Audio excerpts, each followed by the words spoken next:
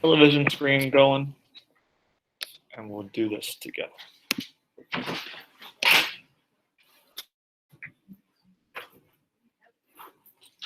Okay, a couple different things to wrap up completing this square with. Let's try this on the board. Something I was going to get to yesterday, but ran out of time as you guys are doing some work on your own. I have an equation, y equals x squared minus 10x plus 17. Remember back to our first unit. We looked at all different forms of quadratics. Standard form, vertex form, factored form. Which form is this in? Standard. Standard form, because I have the three terms kind of written out like this. I've got the coefficients for quadratic, linear, and constant. We've seen how to factor. We know how to put standard form into factored form. Through factoring, we can put standard form into factored form. Let's write this in vertex form using completing the square. To put something in factored form, factor. To put a quadratic into vertex form, we'll use completing the square. Vertex form is y equals quantity x minus h squared plus k. It's called vertex form because what do the h and k numbers tell us about the quadratic? The vertex. What is vertex? Let's review that. Vertex is what point on a parabola? Turning point. What else? How else could you describe that? Min or max, right? Top or bottom. I've got that quadratic graphed up on the screen. It should be concave up because the vertex is a minimum. I go from decreasing to increasing, so the vertex is the bottom point here. So let's work through how to complete the square to write this in vertex form. So there's a number that needs to be behind my hand to complete the square. What's that number that's going to get me started to complete the square? 25. Why? Because it makes a perfect square. Okay, so what number are you using to get to 25? Well, let me review that. 5. Half of 10 is 5, and then 5 squared makes 25. It's always half the b value squared. Half of 10 is 5, 5 squared is 25. So let's make there be a 25. I'll write x squared minus 10x. But I want there to be a 25 to make this into a perfect square. I'll put 25 there. In order to balance this back out, if I added 25, I'll need to subtract 25. But I don't change anything.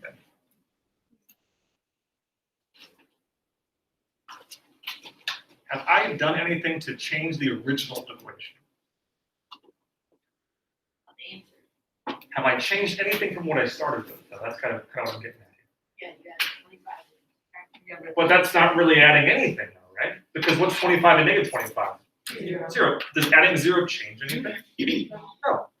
But it allows me to now complete the square. This should be a perfect square.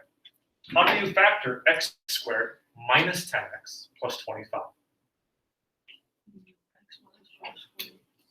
How does that factor? Like, what would I do if I wanted to factor it? Oh, if you What multiplies to make 25 and adds up to negative 10?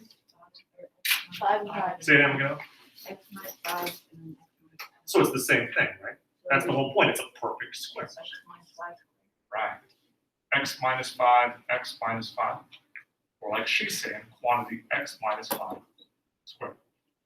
That's the point of completing the square. You make it a perfect square. Okay, now let's simplify the other two. Negative 25 plus 17. Second, Destiny, did you say that? Negative 8, I think you said. Sorry, Sylvia, I'm sorry. What did you say? Negative 8. Is that in vertex form? What's the vertex? 5, negative 8. 5 makes this part of the equation as small as possible, so that's the minimum point. 5, comma, negative 8. That's our vertex.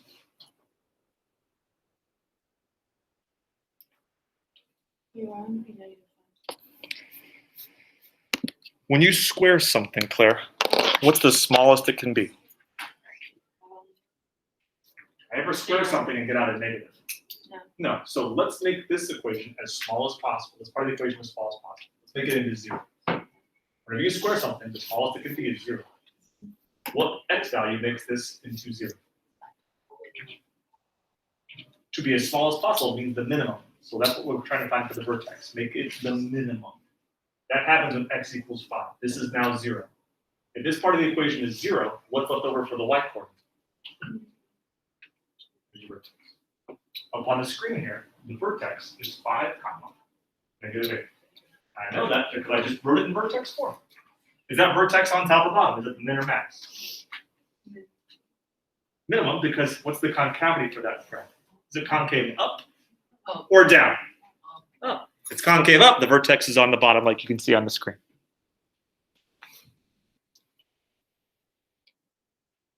Always like doing one of those because it's good review on what we just learned back in our original unit on quadratic functions.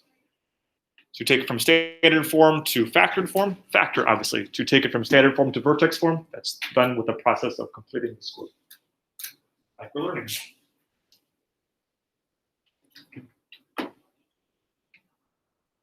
All right, I had one more to look at together, and then we'll get some practice.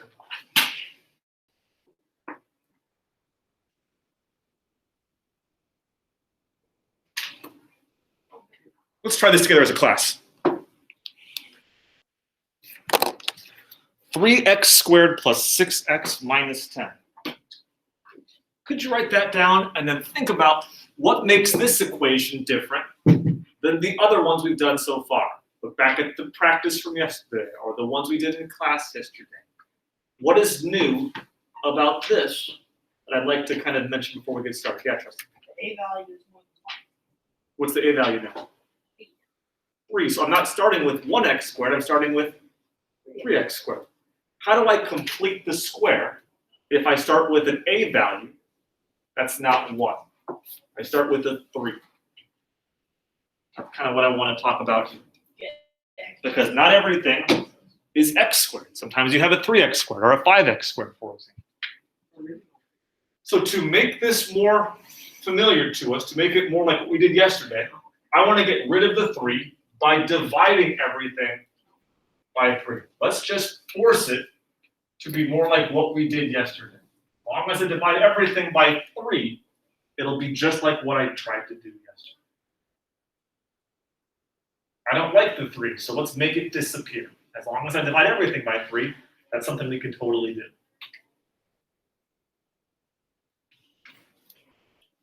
Okay? So let's start simplifying here. 3x squared divided by 3 is obviously just x squared. Now it should be more like what I did because I no longer have an a value of 3. I've made it back into 1. What's 6x divided by 3? 2x. Run into a problem. 3 does not divide into 10 evenly, like 3 divided into 6 evenly. So let's just leave it as a fraction. Minus 10/3.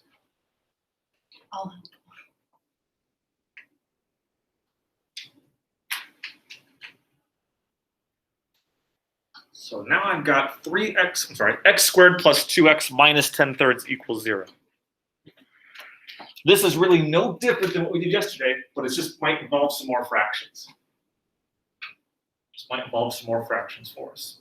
Okay, so same question to get started. What number should be behind my hand?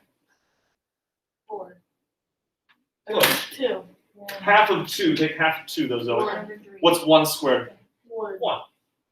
Just like I took half of 10 to make 5, 5 squared made 25 to complete the square.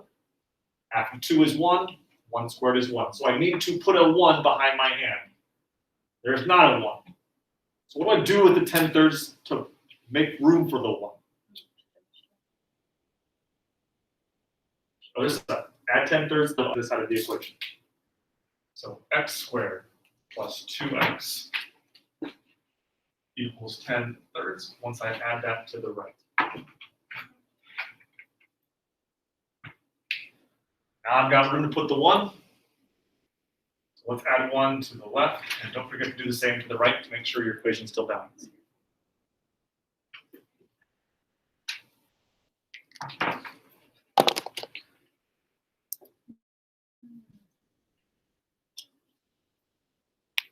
How do we factor x squared plus 2x plus 1? Because now that I've completed the square, it should be able to be factored.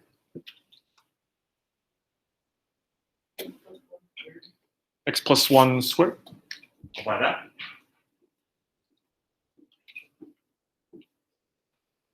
X squared plus 2x plus 1, that's just x plus 1 times another x plus 1. Or x plus 1 squared. I need to, on the other side, add 10/3 and 1 together. How do I add 10/3 and 1? How do you add fractions? Let's just review on fractions. I can't add these together. They're not in like terms. How do I add fractions together? What do I have to have first? Denominator's good. What's the common denominator going to be? 1. Wait, 3. 3. So I need to have 10/3. That's already got a denominator of 3, but I need to change 1 into the denominator of 3. 3/3. 3/3 is still 1. I just made there be a common denominator. So now I add them together because they're in like terms. I have 10/3 and 3/3. So altogether, after I add them, that's how much? 13/3. Good. I said 13/3. 1 is 3/3, so 10/3 and 3/3 make 13/3. Good. Like I said, this is just mostly the same thing, but now I've got a little bit trickier as I have more fractions now. Keep solving for x. That's our whole purpose here. Solve for x. So how do I get rid of squaring something? Square root it. I'll bring down x plus 1 after I square the square root. That's gone. To square root 13/3, I need to square root both the top and bottom of that fraction. So I'll bring down plus or minus root 13 over root 3.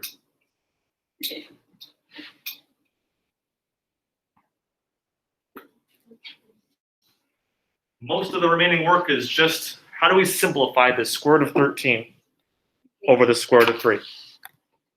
Cannot divide by a square root. So if you remember from last week, how do I get rid of the square root in the denominator? Good, Caleb, what'd you say? Sure. So you're saying multiply the square root of 3 times another square root of 3, just multiply it times itself. But if I do it to that, I need to do it to the top as well. You said multiply by itself because square root of 3 times the square root of 3 is what, Caleb? 3. Right. Square root of 3 times the square root of 3 is the square root of 9. But then the square root of 9 just becomes 3. Square roots cancel out. What's the square root of 5 times the square root of 5? Square root of 6 times the square root of 6. 6. It just cancels out. Now all I have left at the bottom is just a 3. Root 3 times root 3 is root 9, which is then just a 3. Multiply the tops together. What's 3 times 13? So radical 39.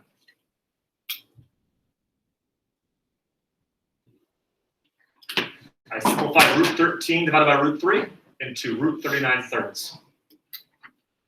I've got x plus 1 left over on the left to bring down.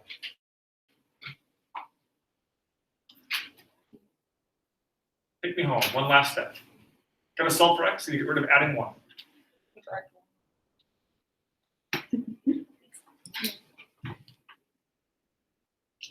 So when I subtract 1, our final answer is x equals -1 plus or minus the square root of 39.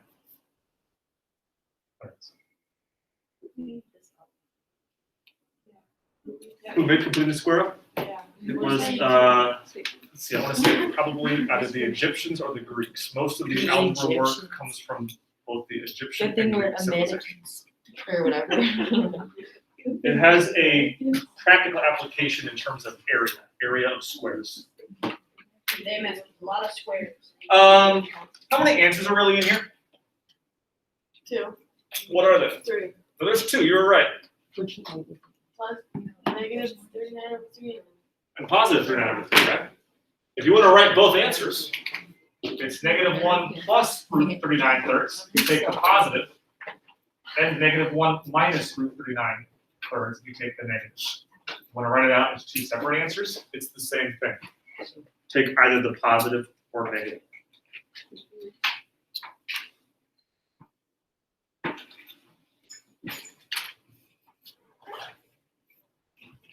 Grab your practice. Let's get some practice out. The packet that we've been using for the last 2 weeks.